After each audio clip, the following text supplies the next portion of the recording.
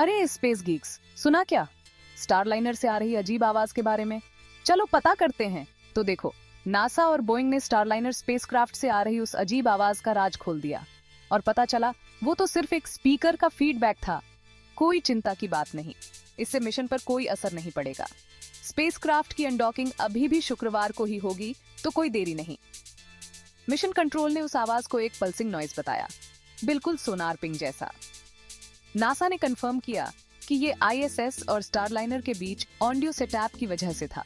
Astronaut बैरी Butch Wilmore ने सबसे पहले इस आवाज के बारे में बताया और मिशन कंट्रोल ने इसे गंभीरता से लिया।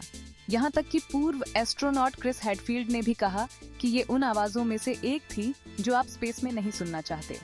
लेकिन रिलैक्स, समस्या ठीक हो गई है और इससे स्पेसक्राफ्ट को कोई खतरा नहीं है।